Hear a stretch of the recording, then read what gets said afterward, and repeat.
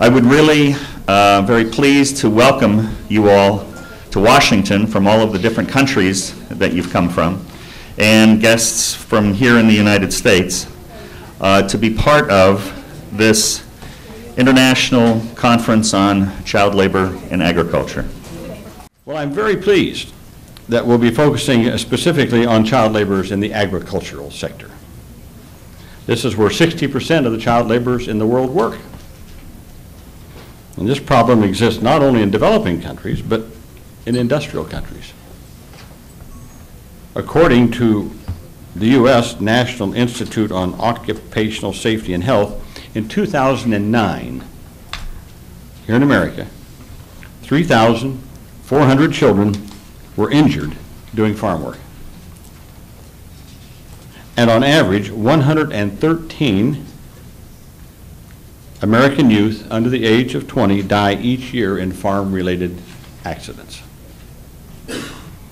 We cannot walk away from our obligation to protect these vulnerable children in agriculture. I know from my discussions with farmers throughout my state, and I represent a heavy agriculture state, I know that we can both protect children and ensure the success of family farms. I know you all agree this can be done. Maybe 25 years ago or so, an acquaintance of mine has become a great friend. Marilyn Adams lost her son, little kid. I think maybe he was only 10, 11, 12 years old. Lost his life in a terrible farm accident. So she started an organization to teach farmers about protecting children. And it's been very successful. And it sort of, shows that farmers are willing to do this. Sometimes they don't know what to do.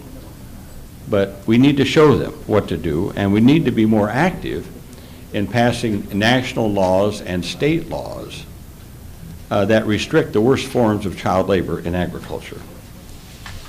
My recent activism in this regard has been focused on efforts to eradicate the predominant use of child labor in the cocoa industry.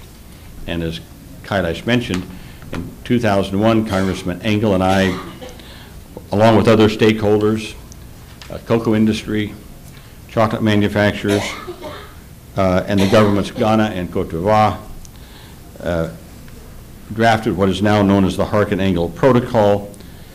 It's a public-private partnership to attack the issue of the worst forms of child labor on the cocoa farms in 4 African countries, mainly though Ghana and Cote d'Ivoire. And again, I want to make it clear at the outset that I've never been against children working. I worked when I was a kid. We came from a very poor family. My mother was an immigrant. My father only went to the 6th grade. So we worked.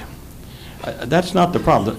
It's all right, but kids should be in school first. If they need to do or want to do work after school or when school's not in session, it's fine.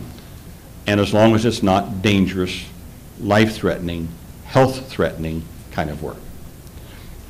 Other than that, that's fine, because kids learn responsibility, learn how to do things when they're young. That's no problem. But you have to draw some lines, and the lines are work that leads to injuries, either immediate or health-wise, for long-term, or that prevent dangerous kinds of situations of kids, or work that keeps them out of school. So my investigations in this area have taken me not only to the cocoa plantations of West Africa, but to Pakistan, India, Nepal, Bangladesh, Latin America. But the issue of abusive child labor is too big for any one person, whether it's Kailash or me or anyone in this room. That's why the adoption of the ILO Convention 182 in 1999 was such a landmark event. And I was proud to be in Geneva for that with President Bill Clinton. As people in this room know, ILO Convention 182 put the full power and prestige of the ILO and the United Nations into the fight against abusive and exploitive child labor. And I must say, in the 23 years, we have made tremendous progress globally. No, I shouldn't say that's not 23, 1999. That would be 11, 12, 13 years. Sorry. My math is not that good. In the 13 years since that convention was adopted, we have made good progress. But it's been uneven, and the most notable outlier from this has been in agriculture. In recent years, powerful global economic trends have taken us backwards. Those same trends are dragging a new generation of children into abusive labor. And what I'm talking about is in 2008, we experienced a simultaneous global recession around the world. It was especially cruel in its impact on people living in poverty in developing countries. We're still struggling to recover from that. These dire circumstances provide a fertile breeding ground for the worst forms of child labor. Desperate people resort to desperate and degrading measures just to survive, including forcing children into abusive labor. So this conference today could not be more timely and urgent. This weekend, we need to produce an action plan to redouble our commitment to eradicating the exploitation of children. Now again, there'll be a lot of speeches and presentations this weekend, but words and warnings are not enough. We need deeds and action. And it's not enough just to be against child labor. If we're against child labor, then we must be for decent jobs for their parents.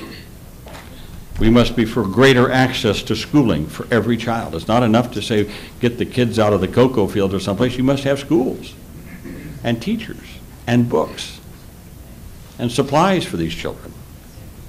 We must be for the basic social supports so that vulnerable families don't feel that they have to put their kids to work and keep them out of school. So I'll just briefly outline my own priorities for what I think should be global action. I'll try to be brief. First, we must expand access to quality education. In many places, school fees and related costs effectively close the schoolhouse door to millions of poor children. In many places, especially in rural areas, there simply are no schools. Wealthy nations like the United States and other nations must spend less on military and more on education in developing nations. We need fewer bombs and more books, fewer soldiers, more teachers. Secondly, we must forge stronger partnerships.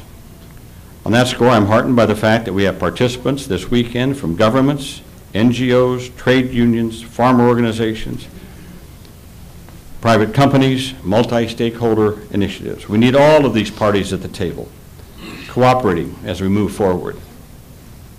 I urge the ILO to work with the International Monetary Fund, IMF, and the World Bank to ensure that loans are linked to pledges by governments to increase access to schools and to maintain social safety nets for the poor.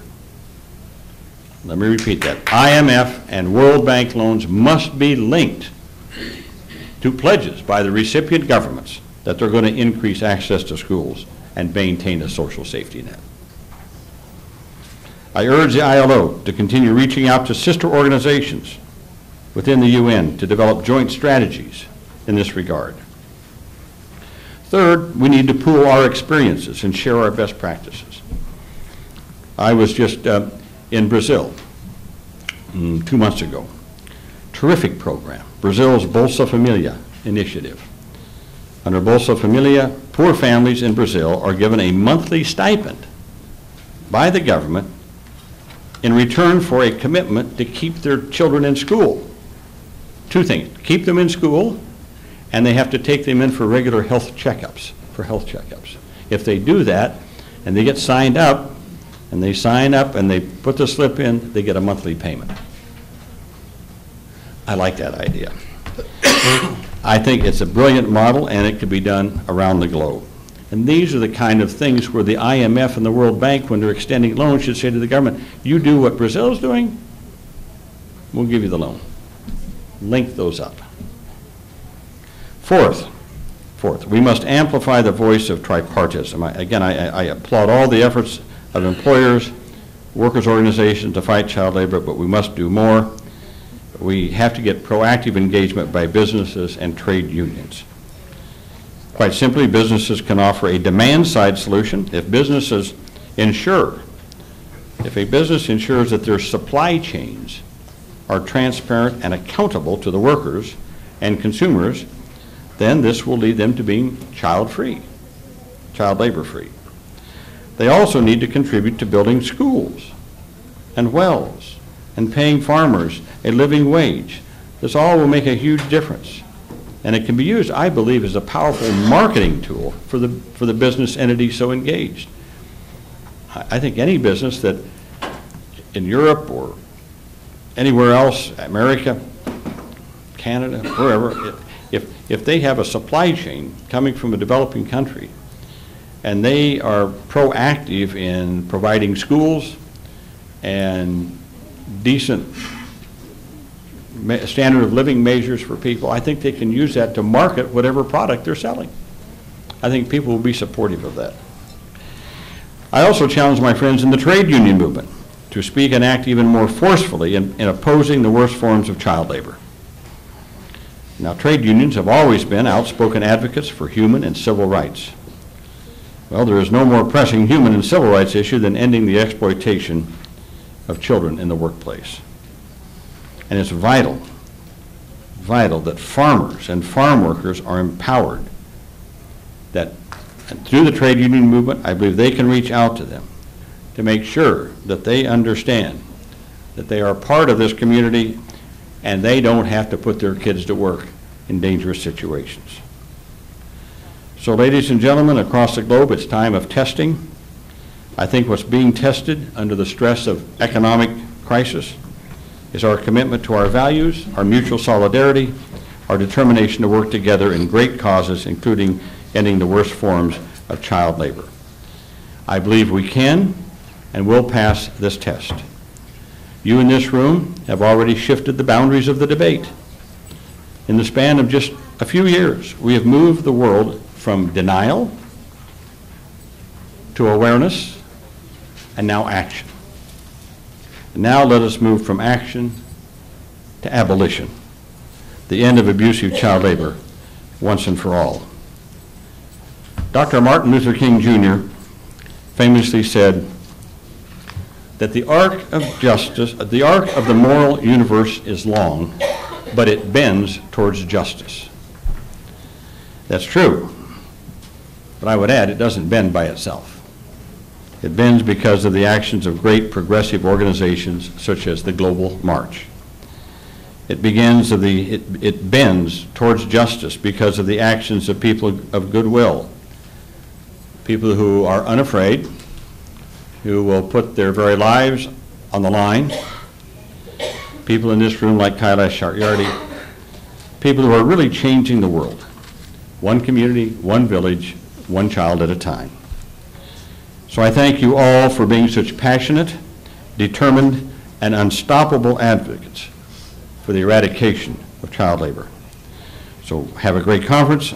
I look forward to being here with you off and on during the weekend and hearing about the results that you achieve, and in any way that I or my office can be helpful in any way, please don't hesitate to let me know. Again, welcome, and my deepest heartfelt thanks to each and every one of you for what you're doing to make this a global, not only a global issue, but as I said, to move us to action. Let's start really getting things done. Thank you.